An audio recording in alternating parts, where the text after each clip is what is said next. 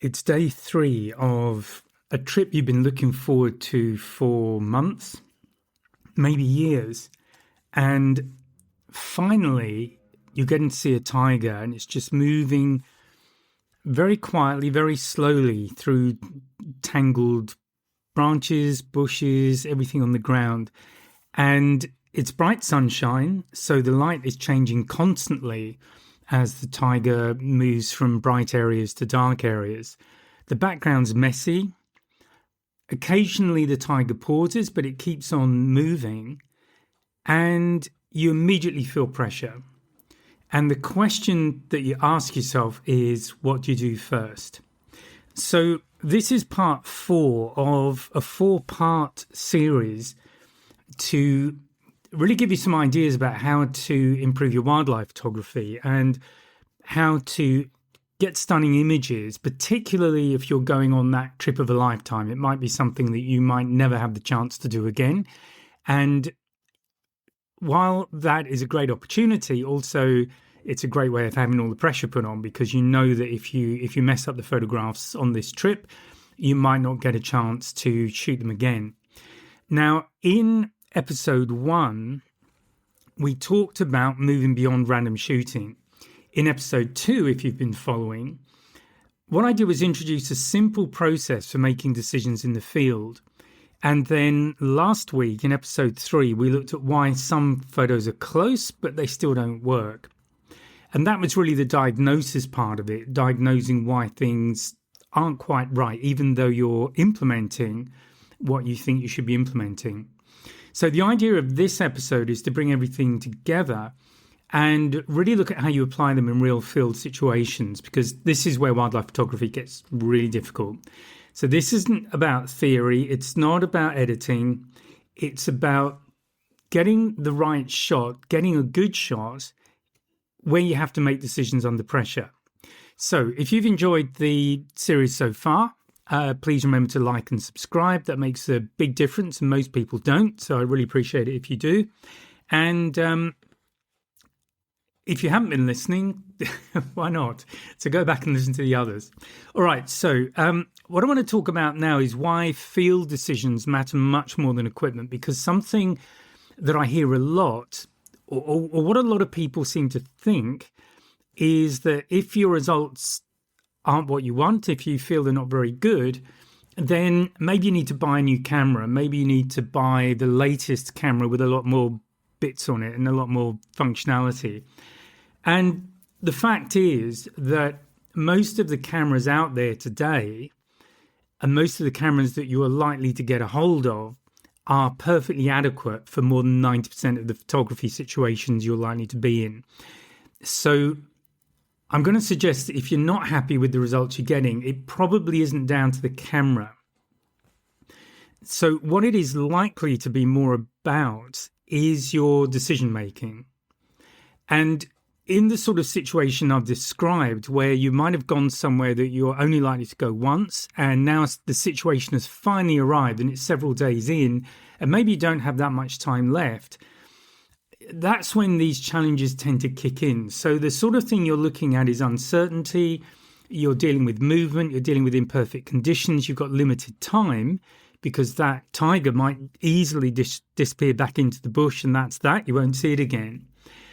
So it is really important that regardless of the photography gear you're using, you are able to make decisions fast and get a shot, because that's what usually separates strong wildlife photographs from weak ones. It's down to the quality of the decisions that are made in the field. So what causes the problems? Well, I've gone through a lot of this, but just to recap, a lot of people react emotionally. They rush because they're excited. They may be feeling a bit stressed. They're feeling pressure. They focus too heavily on the technical settings. And they also forget about the larger visual goals. So in episode 1, I went back and went through all of that. I discussed how a lot of photographers shoot reactively instead of intentionally. Is this sounding familiar? And this becomes really obvious when in chaotic situations that might be high pressure situations because there might be situations where you might not get a second chance. And what people typically will do is when they're under pressure, they'll drop back into random shooting habits. So field awareness is really, really important. So I'm going to run through a few scenarios here and just talk about how to handle them, basically. So the first one is the temptation to just shoot immediately. So we could be looking at the kind of situation that I've described, or you could be walking along the edge of woodland early in the morning, a fox appears from the trees, and immediately you get an adrenaline spike, and most photographers will raise the camera, fire bursts, and they might be adjusting settings while they're shooting. So what they're doing is chasing movement. So the thing to do here is to just slow the situation down mentally. And I've given you a process, but I'm going to just step through it again, how to deal with this. So what actually matters first? First thing is your subject. Is the fox, in this case, doing anything interesting?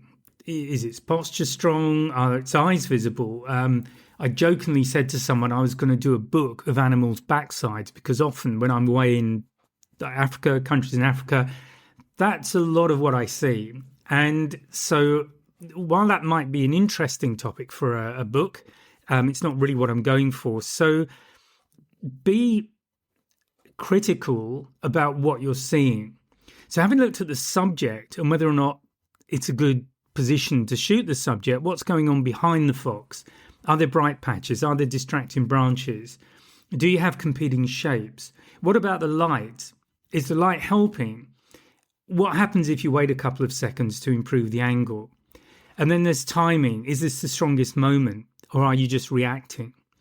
So going back to what we looked at in episode 2, this is exactly why having a field process matters. And I took you through that in episode 2.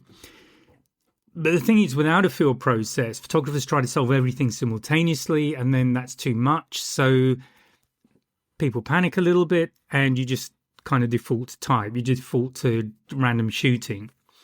So what good photographers will do is delay shooting, and what they're looking at, very briefly, is subject separation. So how well can you isolate the subject? They're looking at posture. Is the animal doing something interesting? Or if it is just you're getting the back end of it, as it's digging for something, probably not the best time to shoot. What about the light?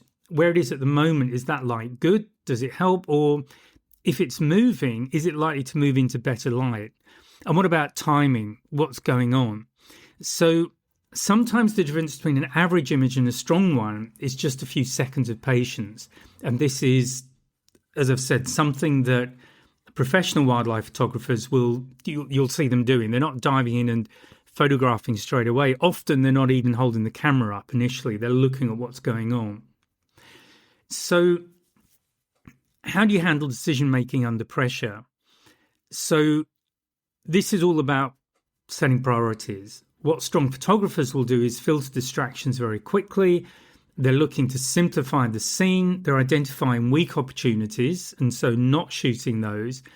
And they also recognize when conditions are unlikely to improve. So another thing that professional photographers will do is not take photographs sometimes. It's just they know that what they're going to get is not going to work. So what's the point? From the emotional side, it's about slowing everything down. So don't panic, stay calm, keep calm and carry on, to use the British Second World War phrase. And avoid tunnel vision. Avoid being just so fixated on the subject, you exclude everything else. And often what happens with wildlife photography, there's a full sense of urgency gets created because you don't know what the animal's going to do. Animals are unpredictable. And sometimes photographers feel they just constantly have to shoot and grab as much as they can. But what happens when you do that is that urgency reduces awareness, and it's awareness that really sets you up for a good shot. So going back to last week's episode 3, this is the scenario that you have when it's almost good. And the photos happen because photographers haven't slowed down long enough to recognize the problems. They're not looking at, they're basically not following the checklist properly that I gave you in episode 2. So what they end up with is distracting backgrounds, the timing's weak, they miss something, they shoot something ordinary and then they miss something really good because they're looking at the picture on the back of the camera, they're chimping, in other words. Or the posture of the animal is awkward, or you've got its back end, if that's your thing. Or there's unclear emphasis on the subject's getting lost in other elements in the frame. So how do you simplify a scene? What are the questions that you ask before you even lift the camera up? Key questions are: what matters most? What weakens this image? And is this situation improving or getting worse? They're really important questions to be asking, because if you are clear on those, that very much drives your decision-making process about whether or not now is the time to shoot. And look, it might be. That's definitely a possibility. But in a lot of situations, often waiting a few seconds, or if the animal's not, it's sort of reasonably happy where it is, just spending time with it. So this is a process of filtering, and it becomes easier with experience. And it's also easier when you are intentional, when you have an intentional practice that you're using. So the next scenario is choosing not to shoot. And sometimes the strongest decision you can make, the strongest choice you can make, is not taking the photograph. So this could be encountering a lion in the Serengeti. It's harsh midday light. You've got quite a cluttered background. There's sort of bushes and lots of long grass. There's maybe rocks and things in the background as well. And it's pretty static because it would be. It's hot. And the lion's just lying there. It's in a tiny bit of shade, but it's still very hot. And really nothing interesting is going on. Now, a lot of photographers will still shoot, and they'll shoot a lot, because they've come to see a lion and they don't see a lion every day. So to them, it's a rare experience. For them, the encounter feels exciting because they're seeing a lion in Africa, which, fair enough, can be exciting. It is exciting. And they're afraid of missing the opportunity. But the problem is that all they're doing is documenting a sighting. This is not a strong photograph. Strong photographers are constantly evaluating whether or not a scene has real photographic potential. And what they're choosing to do is to walk away if they are coming up against certain situations. So they might be a bad environment. It could be a distracting scene. The behavior is really weak. The light is poor. There's no emotional impact. And if you are in the Serengeti in the middle of the day and a lion is lying there panting, not a lot is happening. And I remember being actually in Etosha in Namibia. It was afternoon, it was hot, and there was a male lion on his own, sleeping under the shade of a tree. And there must have been probably a dozen cars, all trying to fight with one another a little bit to get a good view and get photographs. And honestly, this was nothing. It was a nothing shot, nothing situation. And the best thing they could have done was to just go away and let the lion have a bit of a kip and, recover for hunting in the evening. And this also comes back to something else that I talk about a lot, and that is pre-trip preparation. It's learning about the behaviors that you're likely to see, when they're likely to happen. And in the case of a lion hunting, or in fact a lion doing much of anything, it tends to be dawn and dusk. They tend to operate more in those hours. So some of it, the sun is up. Often you're getting into twilight or night, and that's when they're more active. So yeah, it's disappointing if you're only sighting of a lion is when it's asleep. So maybe you get a picture just to record it, but that's pretty much it. You're not going to get an exciting photograph in that kind of situation. So going back to episode 1, this is about, as a photographer, stop shooting randomly and starting to become more selective naturally. So selectiveness isn't a limitation, it's a refinement. And in fact, I'm probably lucky because how I learned this was growing up with film. And certainly on a trip, I remember the first time I went to Africa, I went to Kenya, and I can carry so many rolls of film. So they're all 36 exposure. I've got one body, so I'm shooting 36 at a time. Then I've got to change a roll, which takes a couple of minutes. And then I go again. I've got the same problem. So in that sort of situation, you start to get very choosy about when you're taking those frames, because you know when you're down to the last 2 or 3 frames that if you use them up and then something really amazing happens while you're changing film, you've lost it. So it's the opposite to what we have today, where you can blast away.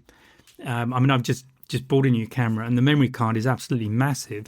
So I could happily just shoot all day or till the battery runs out and get literally thousands of images. But how many of them are any good? Because if I'm not selective about what I'm taking, I can guarantee if I've shot thousands of images, most of them are going to be not worth a second look, frankly. And if that's what you're doing, if you're going away and shooting thousands, I'm going to suggest that you maybe stop and go back to episode 1 and have a listen, because I very much doubt that every one of those, or even the majority of those images, is that good when you sit down and look at it. So this is about refining what you're doing, and that was really the purpose of looking at episode 1. So a really important thing to build when you're approaching wildlife photography is building situational awareness. So this is about anticipation, and it comes back to preparation again. It's about reading behavior. It's knowing when animals are active, the animals that you want to see, so you know straight away when the best time to go looking for them is. It's recognizing patterns. Sometimes there are cues and clues that something's about to happen. It depends on the animal. Sometimes there aren't, but in other animals there are. So it's about understanding what those are and recognizing them. And this all takes you into predicting movement. And once you can predict movement, you know when to take a shot. You can start to see that something's about to happen. So you're now ready to go and ready to maybe do a short burst of something happening. It's about understanding environments. And the point about all of this is that the more awareness you have, the less likely you are to panic, get that real sense of urgency to just take a shot of anything. Because sometimes when we're hitting the shutter button, we feel like something's happening. And in fact, we're just wasting our time. The bottom line with all of this is that the more photographers observe, the less reactive they are. They're more thoughtful, they're more deliberate about what they're photographing.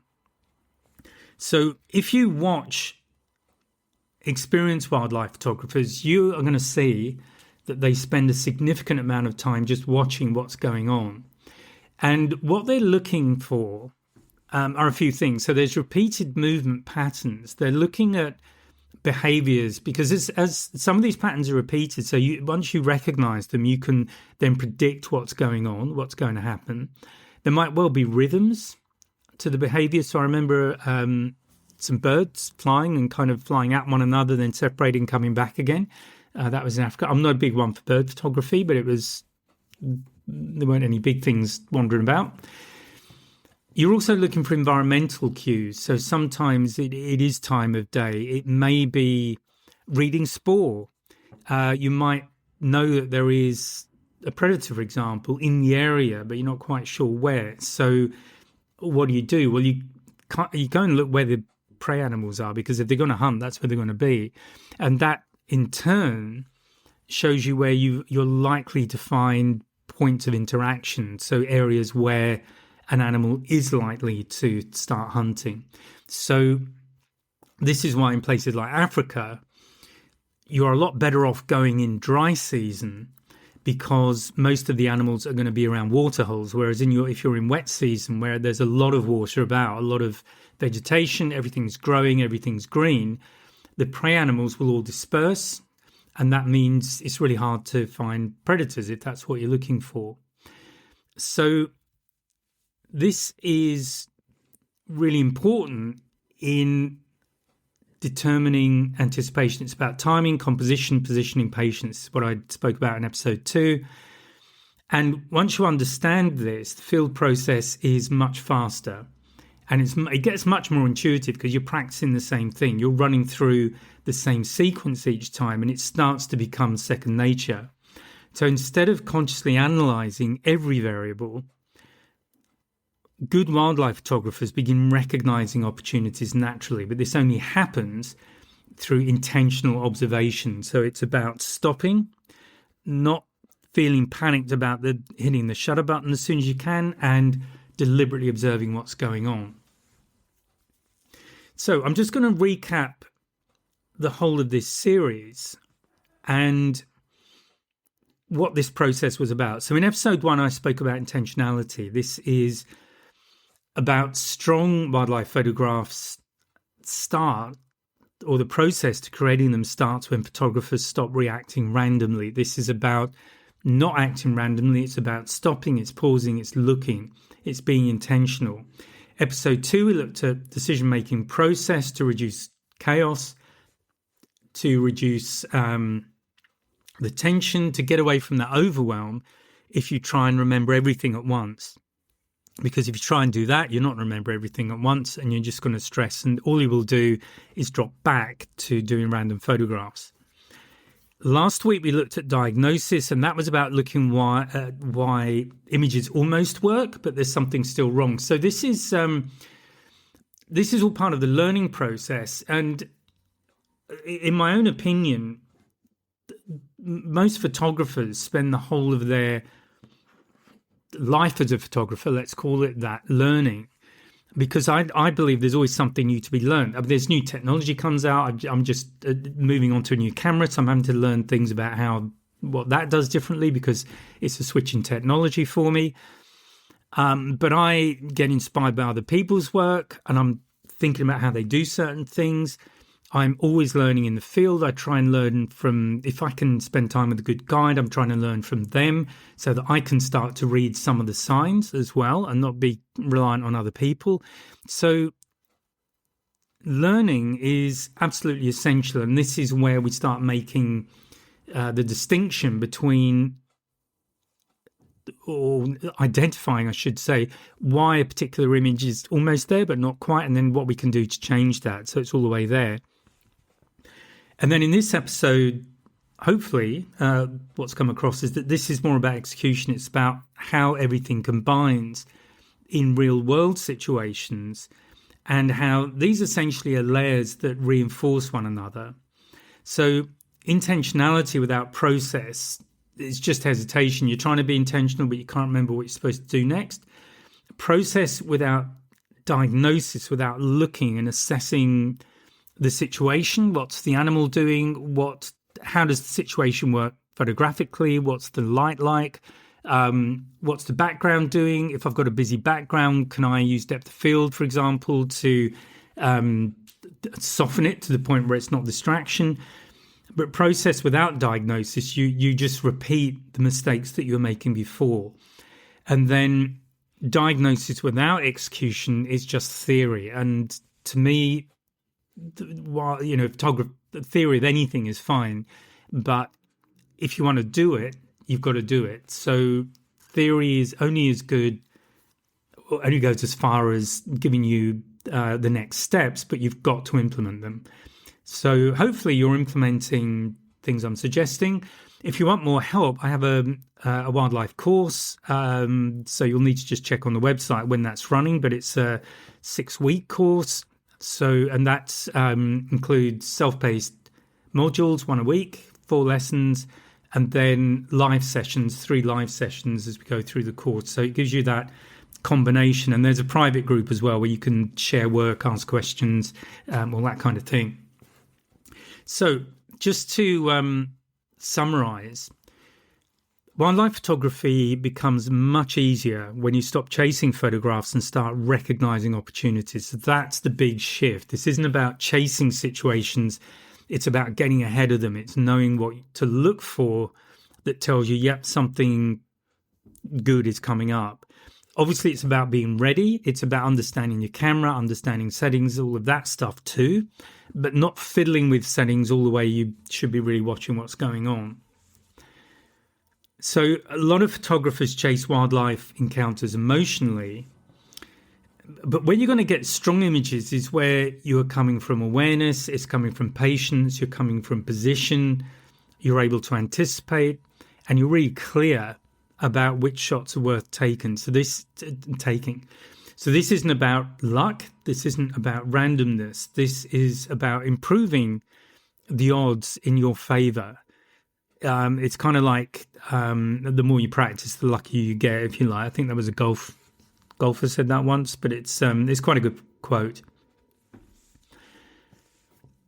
So what I suggest to you is certainly practice this as much as you can, because photographers will often improve dramatically once they stop trying to force every encounter into a photograph and start learning, because some scenes need time, some need movement, some never become strong images. So it's an encounter, you've seen it, maybe enjoy the moment with that animal without having the camera there, because the images you're going to get are not worth it. So I was in a hide in Finland a few months ago, and I was taking as much as I could, but obviously the light's going down, so I'm overnight. And at one stage we had some wolverines come right in front of the hide, but it was far too dark for me to get anything. So I just enjoyed being near these animals. I've never been near wolverines before. And so it was an experience to be with them. And I think that's sometimes the approach that you have to take, because it's the only one that makes any sense. So to just round this whole series up, the pathway, if you like, from maybe where you're starting, I don't know where you're starting, obviously, but if you're somebody who's just really starting out and you don't really know where to start, and you think the best place to start is to shoot as many things as possible, will hopefully move you from randomness to clarity. So that was the purpose of episode 1. From reaction to intention in episode 2, from confusion to process in episode 3, and then from luck to consistency in this episode.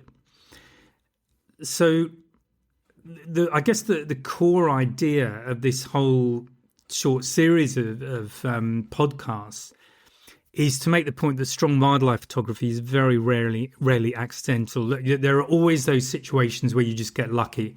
A situation happens and you're ready, but the people who I've seen make the most of it are the people who already know what they're doing. So they know how to make the most of that situation, and they come back with absolutely stunning photographs. So the way to start shooting strong wildlife photographs is to really build your skills up through awareness, decision-making, selectiveness, observation, and patience. And if I'm going to leave you with a thought on all of this stuff, what I would say, and I think this is the good news, to be honest, it's simply that once you start seeing wildlife photography this way, once you start implementing it, practicing, and do this at home, do it with, if you've got animals around, shoot those, photograph birds. Birds are great because they're pretty much everywhere and they're not cooperative. It's like shooting wildlife, and they can be quite tricky subjects as well. So shoot those. But once you start seeing wildlife photography this way, you can't really go back. And that is probably, in my opinion, the strongest argument for working through these steps. So hopefully this has been useful to you. In the next episode, I'm going to do something different. I've got some new... I'm going to actually talk about some traps to avoid when you get started. Perhaps when you're a bit older, and the temptation there is you've got cash. So... there's all sorts of fun to be had there. So that will be next week. And that's it for this week. I hope you found that useful. Please remember to like and subscribe. You're very welcome to subscribe to the channel, as in buy me a coffee from time to time. All that stuff is very welcome. But please hit like and subscribe, because that really is appreciated. Enjoy your photography, and I'll speak to you next time. Bye for now.